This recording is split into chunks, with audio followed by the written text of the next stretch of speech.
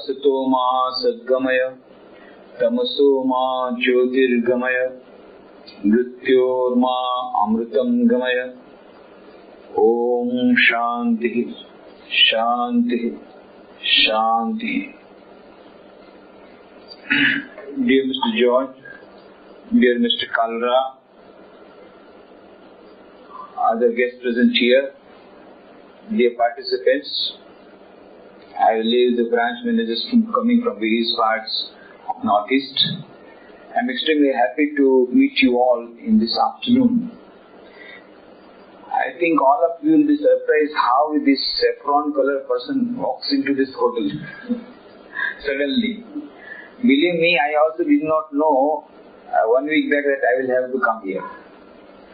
It is all done. The culprit is here. In fact, he had been requesting me from a long time to have meeting of managers for Punjab National Bank on stress management and effectiveness and managerial effectiveness and all that. But somehow or the other, last time when I came to Guwahati for an international conference, that time they had some problem, so they could not organize, so Canara Bank organized it. Similarly, this time also they wanted to organize for Punjab National. I gave a slot for him, but somehow or the other there is some problem, so he cannot organize. And then suddenly Mr. George walked in and then got this slot. So instead of Punjab National Bank, it is the Indian Bank managers I am meeting. I am very happy to meet you. It's a good coincidence, and I consider it as a great fortune for me to meet you, so many of you all coming from various parts. Unexpectedly. When something comes unexpectedly, gives more joy. Expected, of course, will give joy. But one unexpected gives more joy. So I am very happy to meet you all. I have been told to combine in my short talk. It's going to be a short talk because I have to take a flight today for Calcutta. So I must reach the airport by 4:30 latest. That means I must start from here at 3:30. So the end time is already. Before that we must have interaction. Before interaction we must have some. Mr. George wants that I should speak on 3 subjects. Each subject can take 3 days, so 9 days. 9 days I have to compress in not only 9 hours, not 9 days, not 9 hours, in less than an hour. Anyway. So 3 topics are in it: stress management, time management and managerial effectiveness. Let us start with time management, which is most important, because we will have to keep time, otherwise I will miss the flight. So time management is very important. If you don't manage the time, you may miss the flight. So I have to manage the time. So all of us will have to manage the time. Now, there is something called, Indian Standard Time. Do you know? Indian Standard Time. And after coming to Assam, I came to know there is something more. There is Assam Standard Time. So,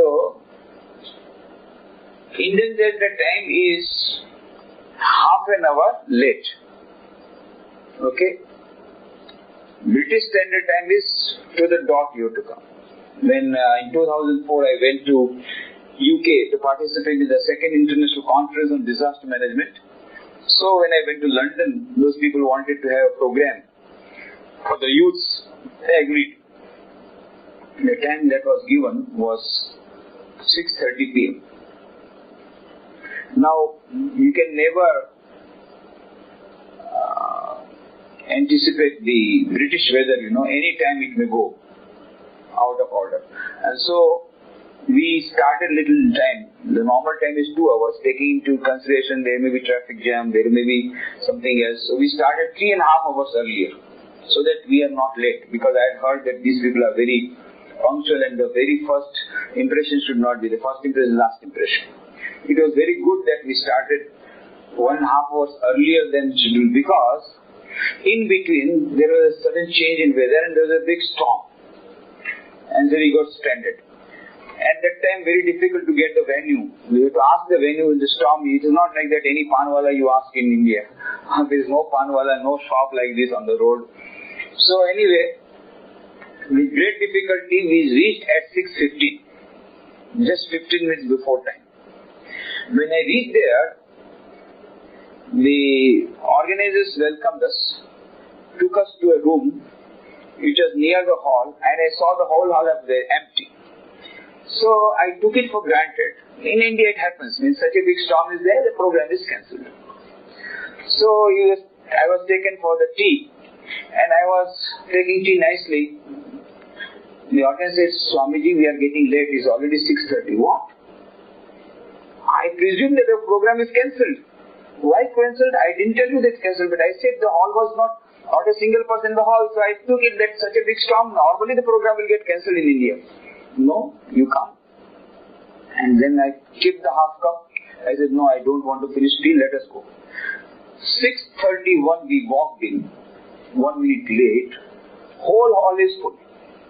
Within 5, by 6:20 there was nobody, by 6:25 the whole hall is full. How? Just one by one they are coming, putting their raincoats on the hanger in such heavy rain and storm, and right in dot time they are all in the hall, and dot 7:30 they are out. 1 hour talk. I have to finish at 7:29. So this is I learned from there how to keep the time, punctuality. And in Japan still more. Here they keep minutes, they keep in seconds. The train, if it is 30 seconds late, the driver will be hanged. Train driver. Why? You are not spoiled 30 seconds of yours, but you are spoiled 30 seconds multiplied by 3,000 people of Japan. So you have to be hanged. 30 seconds, they count in seconds. Here, if the train is late by 2 hours, it is normal. Only one day the train came in time. Only one day train came. How come? Then you feel so strange. My God, train is right in time. No, it's yesterday's train, 24 hours late. Afterwards you find out 24 hours late. I really faced it, 22 hours late.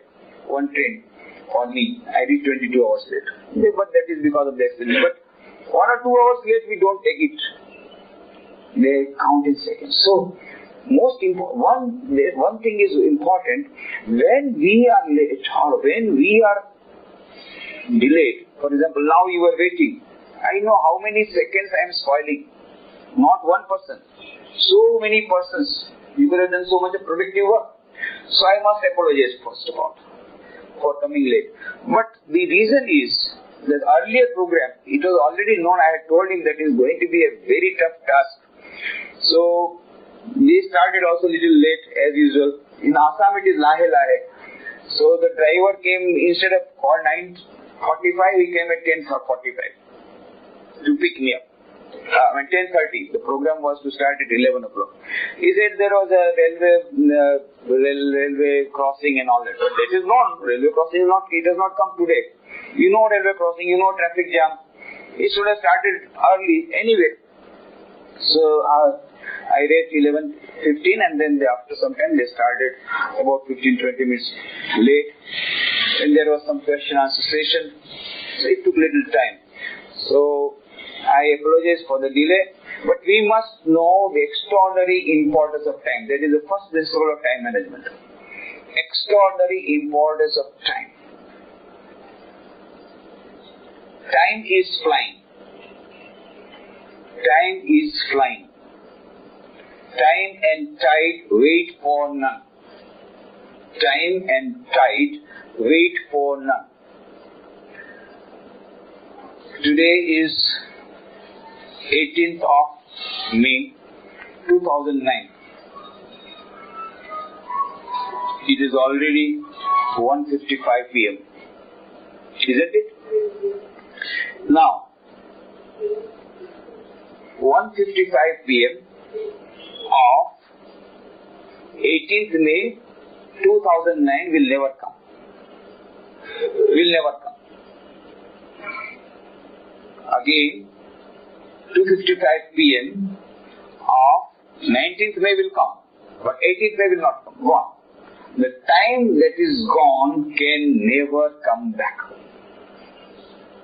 That is the most important point. They say time is money. No. Time is more important than money. Why? Because if you lose money, you can get back. There is a loss of 10 crores, you can get back next year, profit of 20 crores and you can make up the loss. But the time that is lost can never be recovered. Gone is gone. 2:55 p.m. of 18th May 2009 is gone. It will never come back. If you have used productively, it's yours. If you have wasted, it's gone. So we have to remember the extraordinary importance of time. The time can never come back. Time is flying. Time and tide wait for none. And that is why we must make best use of time. Second, we must be punctual, because when we are not punctual, we are not only spoiling our own time, but we are spoiling time of so many others. So punctuality is a great point in our life, a very important point. Now, how to manage the time? Knowing full well that time is very important. Most of you are branch managers. Now, one branch manager, if he is late by 5 minutes, all the other executives, managers, staff and all that will be late by 5 minutes. You can understand. Supposing there is a meeting called and they are waiting, all the other staff. So one branch manager can spoil so many minutes and so many hours of the bank just by being 5 minutes late. Or by keeping to time can save lot of time of the bank and productivity. Because ultimately productivity will suffer. If bank loses time, the productivity will suffer. So, extraordinary importance of time. Now, how to manage time? How to manage time? So, in order now, the time is very short. So, I'll give you simple formulas which you can remember. A, B, C, D, E, F. That's all. I will not go to Z. A, B, C, D, E, F. A. Analyze. Analyze how much time you are having at your disposal. Now, everybody, whenever we are told to do certain thing, we say, I don't have time. Never say I don't have time. Never say. Because in everybody's account, early in the morning, 86,400 seconds are deposited. This is a secure bank account, time deposit. Every day, 86,400 seconds are deposited in your account. But here, the wonder is that whatever money you use during the whole day, that is yours. And whatever money you do not use, that is gone. Next day, you cannot carry it forward. Next day, again, 86,400 rupees will be deposited in your account. The money that you utilize is yours. That is gone, can never be carried forward. So, try to utilize each and every rupee. Try to utilize each and every second. Whatever seconds we have utilized properly, productively, that are yours. Whatever you wasted can never come back. Next day, again in your account, 86,400 seconds will be deposited. So never say I don't have time. Everybody gets 24 hours. Mahatma Gandhi got 24 hours. Bill Gates gets 24 hours. Prime Minister gets 24 hours. Swami Vivekananda got 24 hours. Kiran Bedi also gets 24 hours. Everybody gets 24 hours. Now within that time, you have to manage the whole show. How much productively utilize the time? So A is analyze how much time you have got, how much you are utilizing properly, how much you are wasting, and how much are being utilized for productive activities, how much time is being utilized for unproductive activities. You have to have a balance. So, ultimately, remember, time management is nothing but the management of priorities. It is nothing but the management of priority. You must know your priority. Never say I don't have time. Everybody has 24 hours, but say the work that you are giving me is not of priority. I have got more urgent, topmost priority items, and so your item is the least priority, and so I don't have time for you. That you can say. I am not going to do your work. I am not going to follow your instruction. Why? Because I don't want. Not that I don't have time. I have time, but I have time for other things. I don't have time for you. My priority is different. So you have to set your priorities first. It's a question of priorities. Now, when it comes to priorities, Pareto's law helps us. What is Pareto's law? Pareto's law states 20% of the items contribute towards 80% of values. Whether it's materials management, if it is materials management, 20% of the items contribute to 80% of your value. You will find out 20% of your contribution of your customers contribute to 80% of your turnover. 20% of your customers contribute to 80% of your turnover. Just try to find out how much percentage normally. So Pareto's law states 20% of your activities consume 80% of your time. If you can control these 20% of items, you can control 80% of your time. So try to find out which are those items which are taking away maximum of your time. Out of that, there are certain unavoidable items where you don't have control. For example, you have to have a minimum of sleep. You have to have minimum of time for food, for your routine. So there you don't have control. Of course, there also I am coming to other items how you can do it. But more or less, there also we will control. But the other items are more flexible where these are not unless they are not essential items. Where you can, they are flexible, where you can either reduce or shorten and eliminate. So all those things you have to. So first thing is priority. Setting up the priorities. Analyze your priorities. Analyze how much time you are having. Analyze how much time you are wasting. This analysis is the most important part of time management. Analyzing the priorities, analyzing the time available with you at your disposal. Do 8 out of 86,400 seconds. There's a certain amount of time which you have to give to your family. Sometimes you have to give to your office. All those things you do. And how much is for your personal benefit. All these things you calculate. So analyze. B. Budgeting. Now you budget. You find out that you are giving 8 hours to office. But out of 8 hours, there is some time which is wasted. So how much time you should go for budgeting to the office, to the families? There has to be balancing. Again, whatever time you are going for office work, out of that how much you will budget for meeting. Many executives, their whole time goes in meeting and eating. And there is always meeting is preceded by eating or followed by eating. Today also. And it is good. Without that meeting, meeting is of no charm, So eating is more important than meeting. So, how much time goes for meeting? You find out. Budget. So much time for meeting, so much time for productive work. Even meeting is also productive work. Even eating also is productive work. During dinner only so many deals are, struck. So I'm not saying that you should avoid dinners. Bank managers, they know.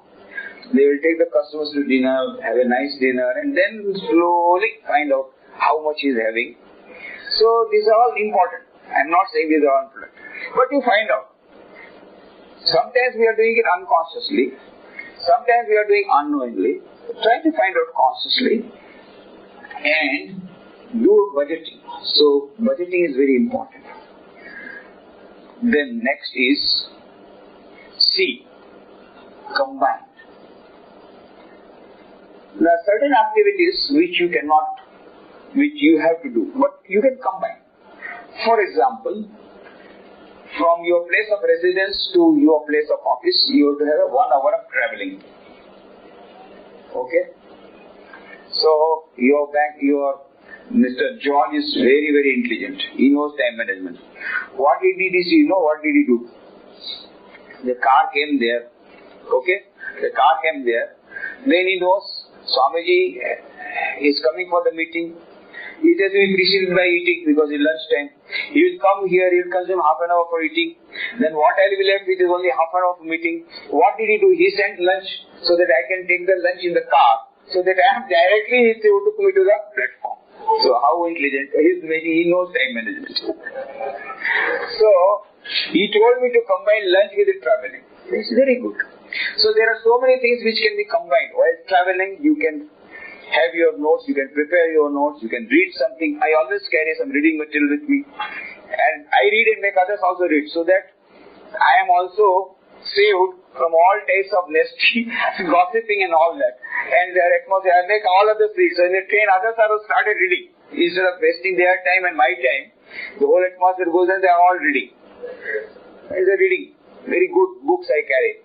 So, you can combine traveling with reading, combine traveling with lunch, so many other things. So combine the activities wherever possible. Wherever possible. D. Delegate. All of us are having shortage of time because we want to do everything ourselves. Why? Because we are perfectionists. Isn't it? We are all perfectionists. And a perfectionist will never find any other person perfect.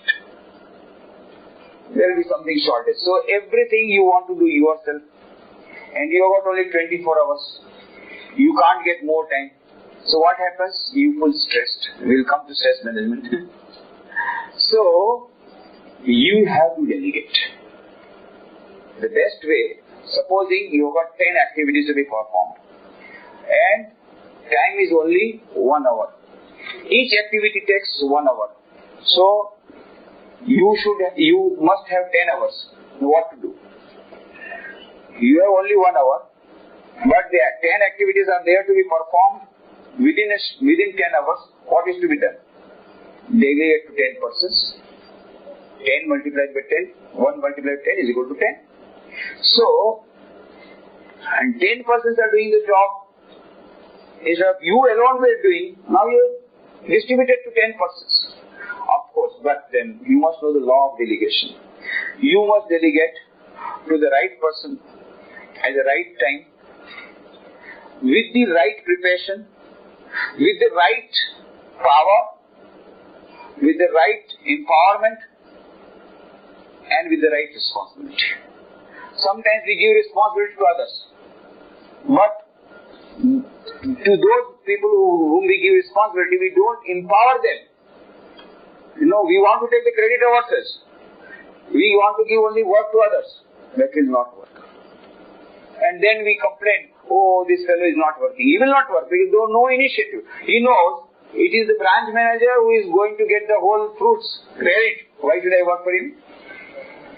But if you give credit to others, if you are magnanimous, if you are noble, so delegation does not come. Delegation has to be the delegation of not only the responsibility, but also authority.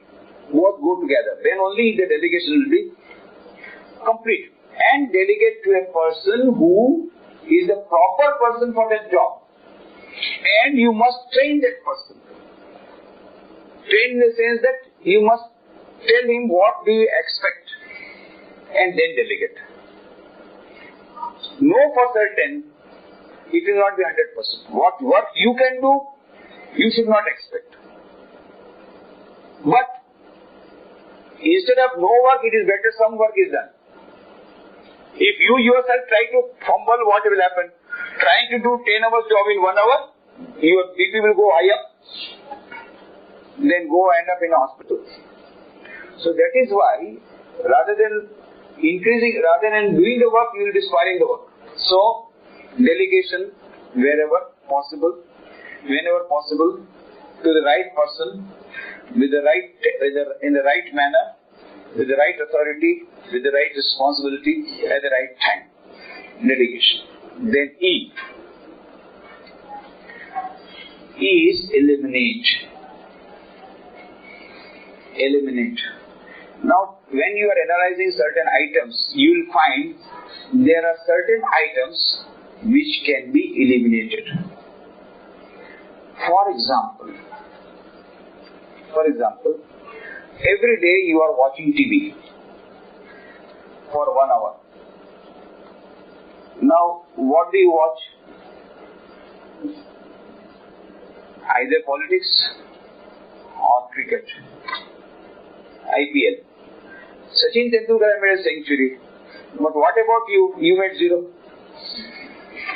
in the bank. So what is your output? Just by watching Tendulkar making a century, you are not contributing to anybody, anywhere. Of course, you derive certain joy. But that joy is offset when he gets out. So ultimately you see how much time you are out, happiness, this and that, entertainment value is 0. So, and sometimes watching an idiot box you become idiot. So eliminate, utilize. You can have entertainment but in a different way. There are certain activities you will find which are non-productive. Not only that, they are positively harmful. Eliminate those activities. What will happen? You will get more time.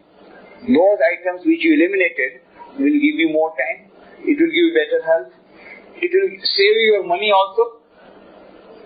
Gambling, smoking, drug taking, so many activities are there, or drinking. All those activities are taking your money, taking your time, taking out your health. So eliminate those activities which are not contributing to your productive utilization of time. And then F. F is fast forward. What is fast forward? Fast forward is avoiding procrastination. You know, there are some people who are by nature full of procrastination. If you tell them to item, होगा बाद में होगा, इतनी जल्दी क्या है? When I give them the proverb, Tulsidas ji says, you know, काल करे सो आज कर, आज करे सो अब, पलमा परले होएगी, बहुरी करेगो कब. Whatever you want to do tomorrow, you do it today. Whatever you want to do it today, you do it now. Who knows? Next moment I may die. Death may come any moment. So, try to do now and here. Immediately try to do. Then they reply to me, आज करे सो काल कर, काल करे सो परसों, इतनी क्या है प्यार है जब जीना है परसों. So those people who are having this model, following this procrastination, who are opposite to Tulsidas ji, they will not have any time management. They will always postpone, and आज करे तो काल कर, oh tomorrow will do, and tomorrow comes every day. Every day there is another tomorrow, you know. Tomorrow again there will be another tomorrow. So again you ask them tomorrow, you told yesterday that you, oh yes, tomorrow I will do it. Bhadraloker ek katha. In Bengali they say Bhadraloker ek katha. Those who are gentlemen, they never change their words. I keep the same word, tomorrow only. Even today, after 10 days also, there's tomorrow. I am going to change the word. Tomorrow only I will do it. And that tomorrow will never come. There is always a tomorrow for a tomorrow. So, fast forward. Kaal kare so aaj kare so ab. Just avoid procrastination. Whatever you want to do, do it now. Do it now. What happens? We say, oh, isko baad mein karenge. And then the paper goes on filing. And then what happens? You are out of 1 hour, half an hour goes for finding out the paper. Because within 15 days, so many papers, a heap of papers are there. So first half an hour for finding out the paper, and then dictation and reply. Had you done that yesterday, that half an hour was, because the paper is there, just give the dictation. Or you file it. If no action is needed, file it. There are certain papers we want to make pending because you want to see the reaction of your competitors, this and that. There are so many other factors. Okay, you keep it in pending file. But this pending file has to be referred every day. Like Bhagavata. You know, some people they read morning Bhagavata, Gita. This is our Bhagavad Gita. I also read Bhagavad Gita in the morning, but when I go to the office, I have my own Bhagavad Gita. That is pending papers. There is a file called pending file. See all the papers which are pending. So every day you go on eliminating the pending paper as much as possible. Which action can be done, which can be done today, do it today. Which can be done now, you do it now. Then tomorrow, you will be having less burden. But if you go on keeping today's burden for tomorrow, then tomorrow's burden day after tomorrow, then there will be a time when it is becoming impossible for you to clear the home. And then you are down with all that big burden of so many papers, and then you are helpless, and then I don't have time what to do. Then you are full of stress also.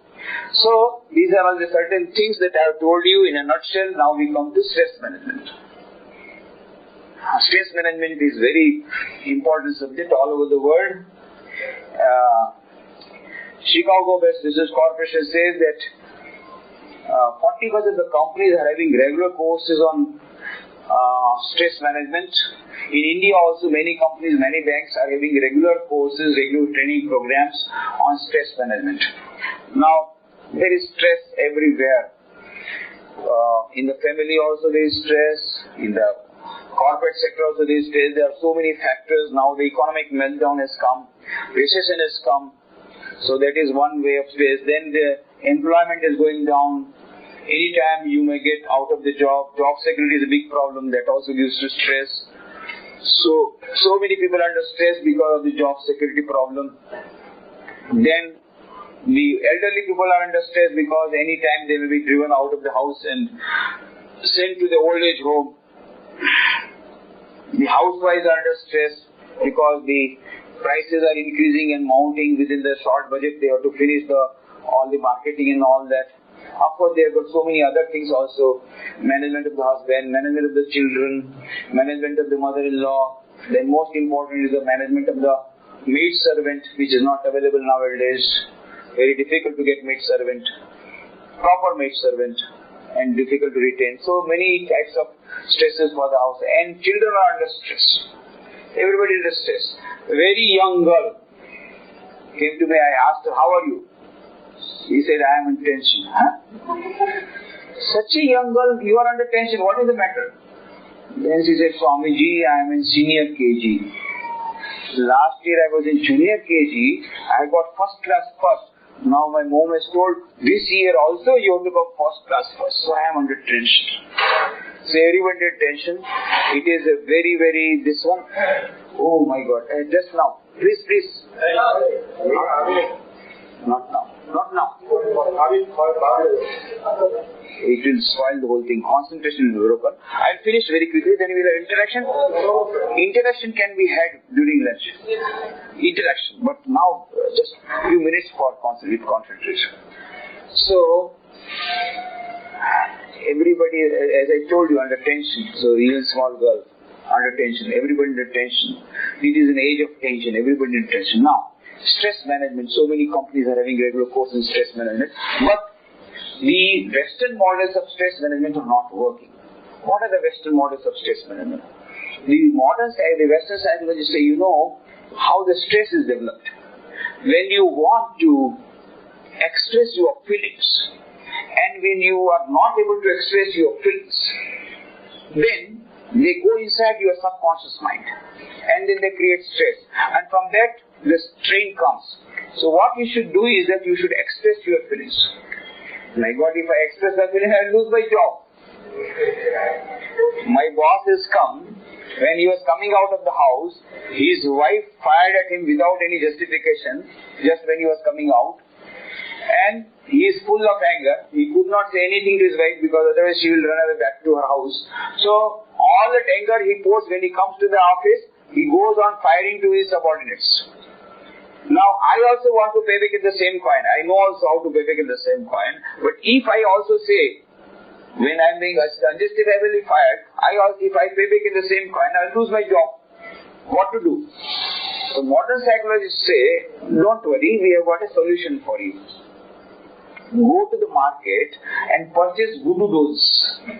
Voodoo dolls are available in the market, and bring also some pills are also available along with that. bring the pills and the voodoo dolls, punching bags, head diaries, they are all available in the market now. Bring them. And then come back to your house, close the doors and windows of your room, put the voodoo doll on the table, and then write down the name of your boss, or your mother-in-law, or your wife, or your husband, on whom you want to pour out your anger. And then there are pills available. Blue pills for injuring your boss. Black pills are available for serious injuring your boss. And red pills are available for murdering your boss. Just give a red pill and murdered. How happy you are, your boss is murdered. And have a nice sleep without having any tranquilizer. This is the Western model of man. But the difficulty is that these are all short term. Because next day when you go to the office, again the boss is sitting on the chair, what to do? You killed him in your room. But here again he is sitting in the chair and again same firing. So these models, Western models of stress management are not working. Of course, one Western model is very good, that is RET, Rational Emotive Theory. This is nothing but Vedantic method. What is Vedantic method? Is be a witness. Become a witness and not a victim. Some problem has come, some stress is there. You try to find out, ask this question, is it really so? You will find out it is not really so. According to the psychologists, 90% of your worries are imaginary. When you analyze, you are imagining so many things, but is it really so? For example, a branch manager is very much worried. Why are you worried? Because my son was in 12th science and he got less percentage in the board examination. And now his whole career has been spoiled and now he will not be able to develop. Whose career is gone. I expected 90%, 80%. Instead of that he got only 60%. So now his life is gone, my life is also gone. And now is all hopeless case. And just hopelessness, and you become depressed. You ask the question, is it really so? Is it really so that his life is in vain? His life is hopeless? No. Why? Because he has not got good percentage, he will not get admission in a good engineering college. Is it really so? No. You can pay to the private college higher fees, but I can't pay it. Then what is the solution? Then there is no solution. Is it really so? Then you will find there are certain government colleges which are a little far away where they can be admitted. So that is not also. Even if that is not there, just by being engineers, those who are not engineers, are they not surviving? Are they not happy? Are not they successful in life? So, is it really so? Again you will find no, it is not really so. Similarly, in everything, not now, just now. Just wait for some time. Afterwards, you will come. Just 5 minutes. Within 15 minutes, I'll finish. So, it is not really so. It is not really so. So, this is RET, Rational Emotive Theory. So, you will find out lot of anxieties, lot of stress that you are feeling is imaginary. And then, once you can diagnose your problem, then the solution will be easy. Because when your worries are imaginary, there are so many solutions. Now for example, he has passed 12th, he may become a big scientist. He may become a big scientist. He may become like Einstein. He may get the Nobel Prize. By becoming engineer, he might have got good salary, that's all. Now, when Dr. Kalam, he could not become a pilot, he felt so depressed. Then the Swamiji told, don't worry, God might have got better plans for you. Then, he joined DRDO, he became the President of India. Now he is famous all over the world, he is going all over the world lecturing. Had he become a pilot, by this time he would have retired, nobody would have thought about him. So ultimately, we feel certain things, that my life is gone, this and that, and so much depression we get. Most of the problems that we are facing are imaginary in nature. Most of the worries they are having are imaginary in nature. We are thinking, my job will go. Who says tomorrow the recession may not be there? Who knows tomorrow better days will be there? So, Most of the time we are getting killed by our worries rather than by the actual problems. The goddess of plague was going to Baghdad. Somebody asked, where are you going? Then the goddess of plague said, I am going to Baghdad to kill 5,000 people. After a few days, she was returning. Then the person said, you were telling that you are going to kill 5,000 people, but I heard that 50,000 people died out of plague. What is this? Then the goddess of plague said, I killed only 5,000. Rest 45,000 died not of plague but of the fear of plague. So, we die, we become tense, we become stressful, not because of the problems, but because of the anxiety of the problems which may not have come at all, or which may not come at all. So, is it really so? Try to find out. And the Indian methods, the Vedantic methods of stress management are meditation and yoga. Meditation helps. It makes your mind tranquil. If we can have meditation both morning and evening, at least for some time, it will give a feeling of language. 4th August 2003 brought out a special issue of Time magazine brought out a special issue on 4th August 2003 with the front page showing a Hollywood actress meditating. Inside, the cover story name was Just Say Om.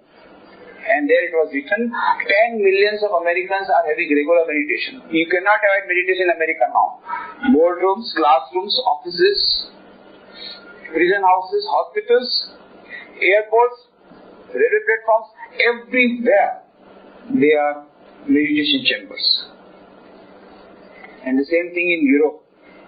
When I went to participate in the second international conference on disaster management at Coventry University at UK, I thought of taking this opportunity of visiting our centers in Germany, France, Holland, Switzerland. So my return flight was from Zurich to Bombay.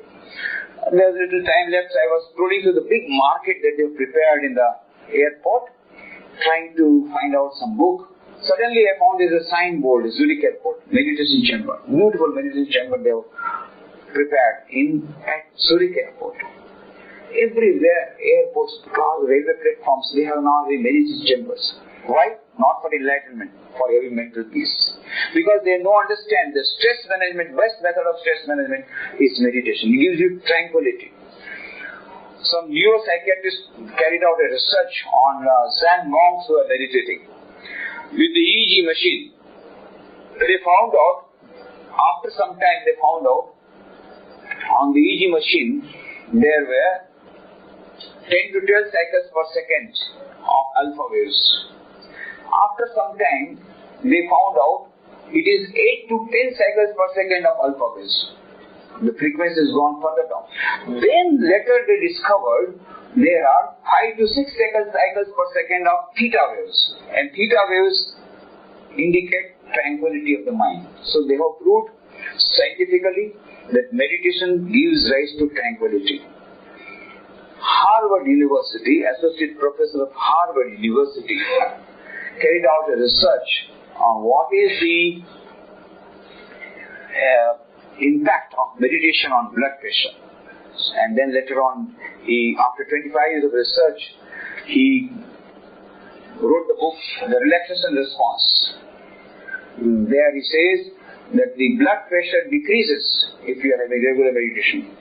Bypass surgery can be bypassed by regular meditation. So now they are going for meditation for tranquility, for mental peace, for lowering the blood pressure. In fact, the doctors there, when they give prescription, they write down so many tranquilizers, so many antibiotics, so much of this medicine, and then at the end they write 15 minutes meditation morning and evening. It is a part of prescription in America. So now they have taken this meditation. Meditary, in fact, meditation word itself comes from meditary, to heal. It has had a healing effect. So medicine also gives healing, and meditation also gives healing. And a lot of researches are being made.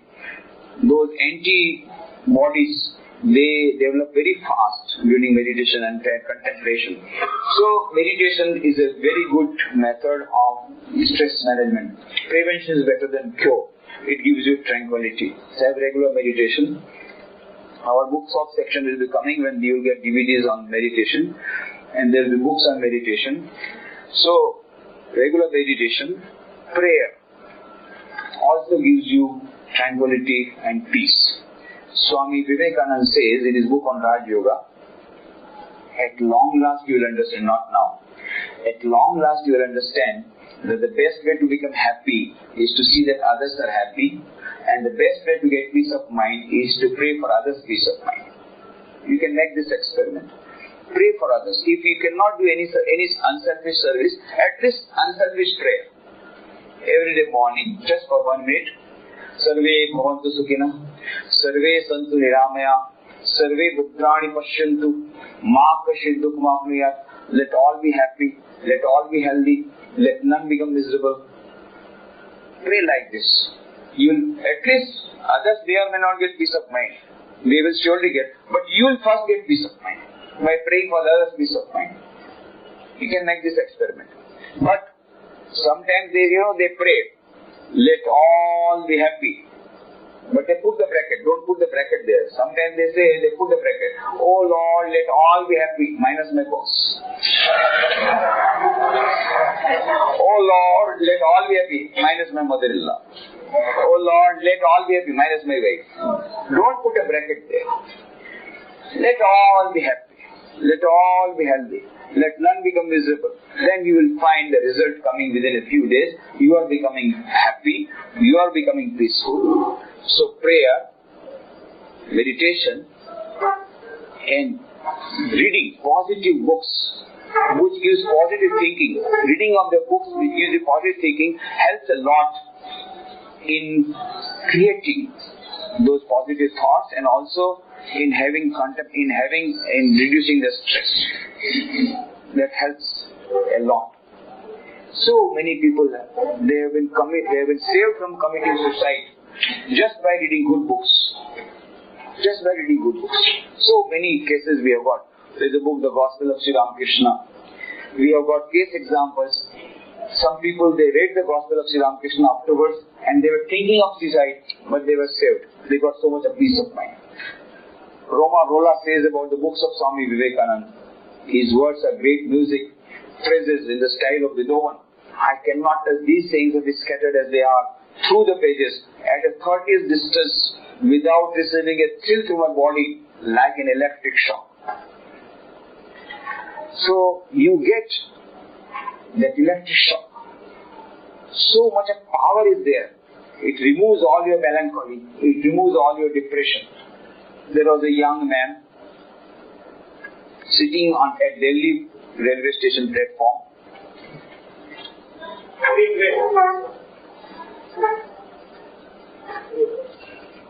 He took out a paper from his pocket and wrote down in the paper, "No one is responsible for my suicide." And put the paper on his pocket. He was waiting for a train when he can jump before the train for committing suicide. But suddenly he remembered, after 2 months, his sister was to get married. And he thought, my God, if I commit suicide now, my sister's marriage will be affected. Her whole life will be affected. No. I'll commit suicide after the marriage of my sister. And he was saved. Next day morning, he went to the bookshop to purchase newspaper. He saw a beautiful photograph of Swami Vivekananda. So he said, I want this photo. He said, no, this is not a photo, this is a book with a cover page showing Swami Vivekananda. I don't want the book, I want the photograph. But since the photograph is not available, okay, give me the book. Now since the book has come, he started reading and his whole life changed. Once he read the book, he said, I am not going to commit suicide. He got so much of power. Why? Why he was trying to commit suicide? Because he was working in Indian Army. He was the driver. While he was driving a jeep, at that time 1965 war was going on between India and Pakistan, suddenly a plane descended and threw a bomb, and all his colleagues died on the spot. He was also injured seriously. But somehow or the other, he was saved. And then he was taken to the hospital, he was saved. But he got so much disturbed. This is life? Are we living only for dying? Then what is the use of living? No. I don't want to live. All his colleagues here see dying in his own, just before his own eyes. So that is why he was contemplating suicide. What is the purpose of life? Just for living, for dying? No. But when he read the book of Swami Vivekananda, he read sentences like that. Swami Vivekananda wrote to the Maharaja of Mysore, who was his disciple. Beautiful sentence worth remembering. My dear priest, this life is short. The vanities of this world are transient. In this short life, they alone live, who live for others. The rest are more dead than alive. More dead than alive. It is all dead people nowadays. They are thinking of themselves, meri bibi, mera bacha, mera makan, desh jai bhagna. And that is why desh jai bhagna. But no, I also want to develop my career not at the cost of others. Of course, I must have joy and happiness, but let me also contribute to others' joy and happiness. At least let me not be a selfish giant and cut others' happiness, make others unhappy for making myself happy. Demonic attitude I should give up. Now, this Swami Vivekananda said, then this sentence was very much impressed. So he said, okay, I have got a purpose in my life to serve others. So he took premature retirement from the army, got 65,000 rupees as pension money, went back to his house, went back to his village in Maharashtra, and 65,000 rupees, whatever money he got, he used it for repairing the temple, and then he stopped all the liquor shops, and for which he got lot of thrashing and beating, but he faced it. Then he got together so many youths and started teaching the children and even elderly people, started education programs, started development programs. Within 3 years, that village became an ideal village, and Maharashtra government came to know about it. So they requested him to adopt 300 more villages and gave a grant of 200 crores of rupees. And he developed those 300 villages. Later on, he got so many awards, Padma Shri, Padma Vibhushan. You know the name of that person. Anna Hazare. Anna Hazare, the name of the village is Ralegaon Siddhi. Now his autobiography has come out, where he says in his very first chapter, had I not read that book at Delhi station, I would have committed suicide. This is the one book that can transform a person. So many people, their lives have been transformed. So many people have been saved from committing suicide by reading books of positive thoughts, thoughts of power, powers of the mind, work in secret, Gospel of Sri Ramakrishna.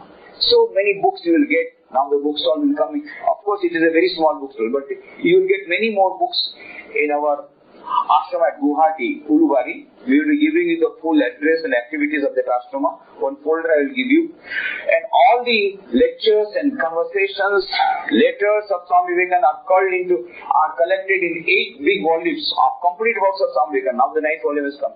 From these 8 volumes, we have selected some very powerful sentences and brought out a book. It's called to the nation. So I will try to give you one book to every one of you as a token of love and best wishes. I have brought the book with me.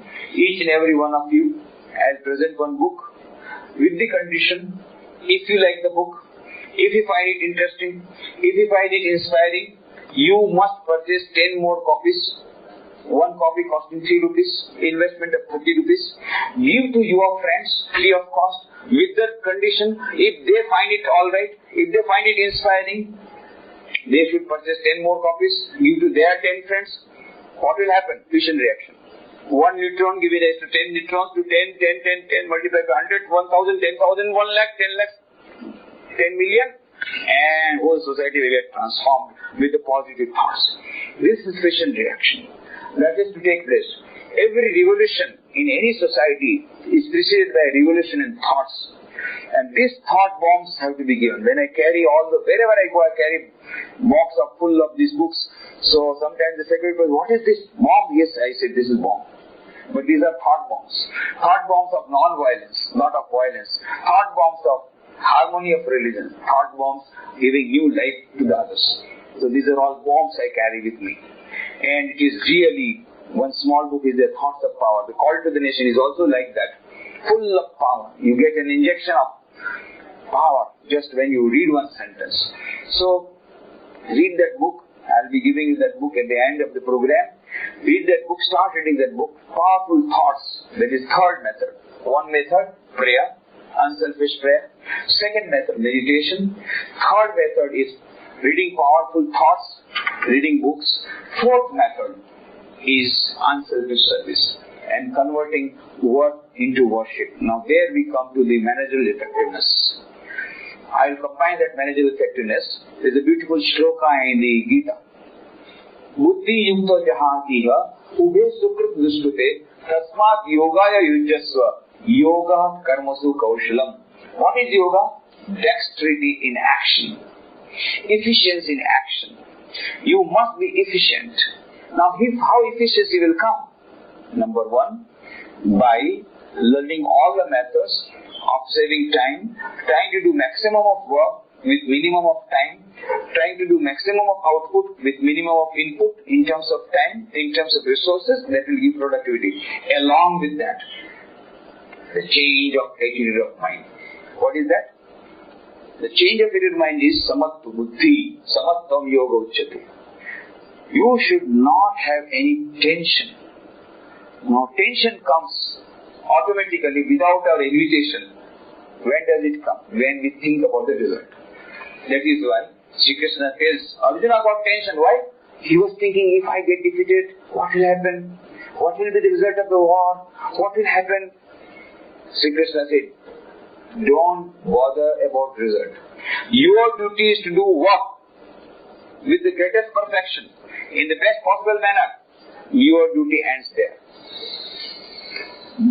That is why karmani vadikaraste ma phaleshu kadachana ma karma phal heturбhu mate sangosta akarmani. Arjun, your duty is to do work to the perfection.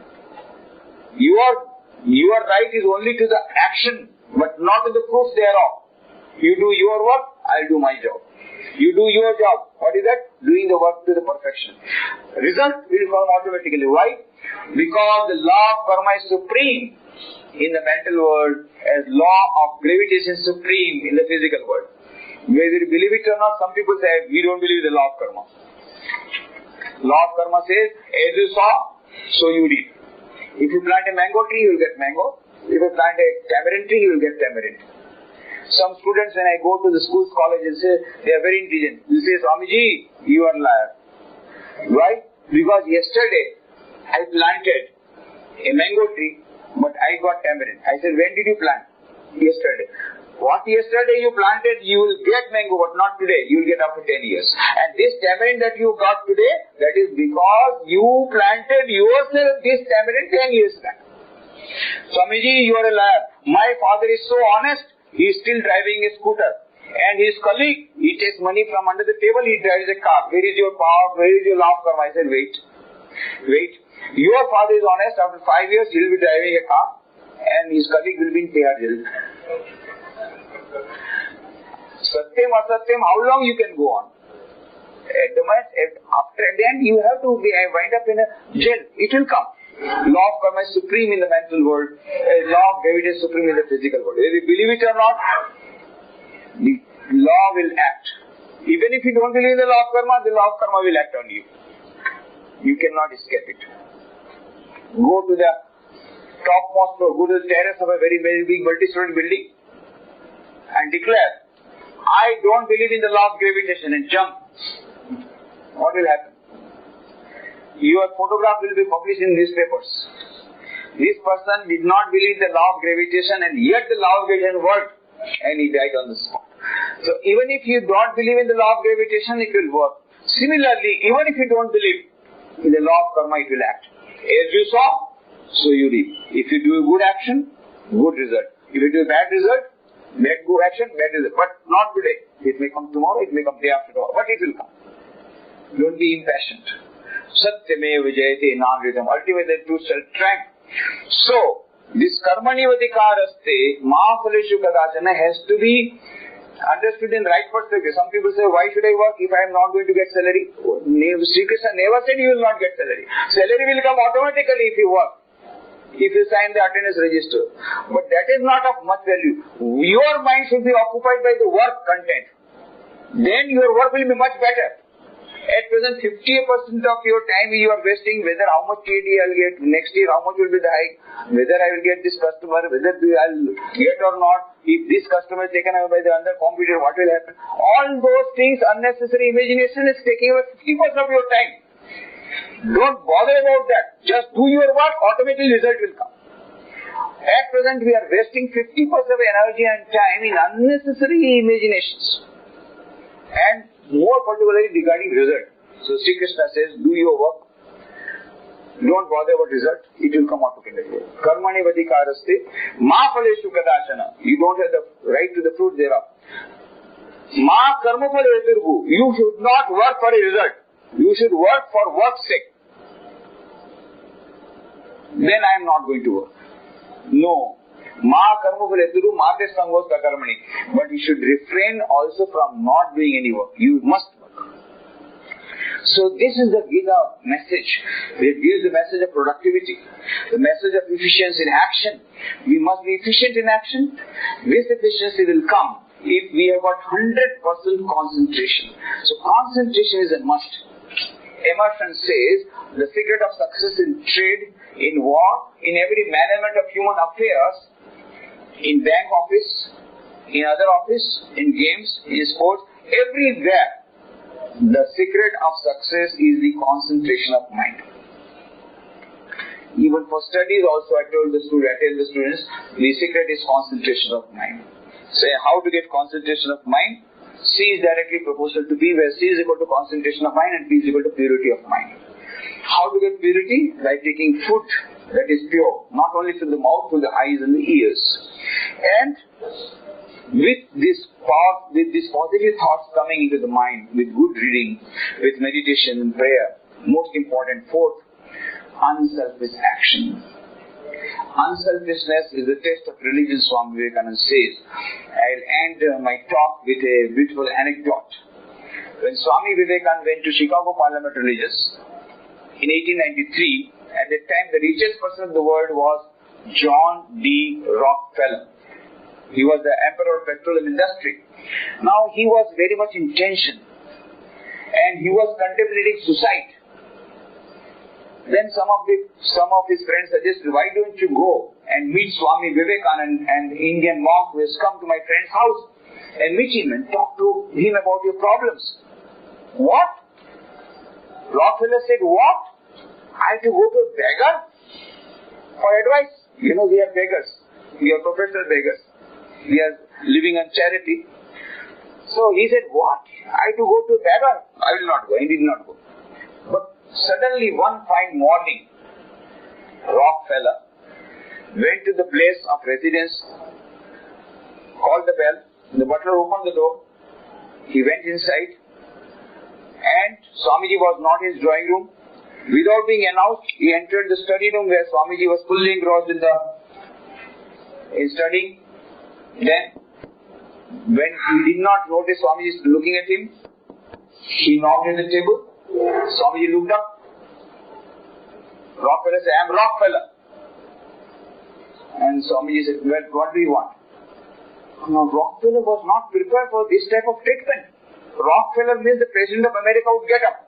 And here is the monk, the beggar, sitting and asking, what do you want? He became very much annoyed. He said, I don't want anything. Then Swamiji asked, then why have you come? Now he had no answer because he had come without invitation. Then Swamiji said, Rockefeller, I know why you have come. You come here because you don't have peace of mind. And then Swamiji started narrating many incidents from the life of Rockefeller which no one else knew except Rockefeller. He became very much excited. How do you know about it? How do you know? Who has told all these things to you? Swamiji smiled and said, do you think it is necessary somebody to tell me? I can see through your mind as I can see through a glass mirror. Then Rockefeller became non-plussed. He has come to know all about my secrets. Then Swamiji said, Rockefeller, I will give a piece of advice. Remember, you are not the owner of your wealth. You are only a custodian of your wealth. Utilize this money for removing the sufferings of millions of people. And immediately you will get peace of mind. There is no other way by which you can get peace of mind.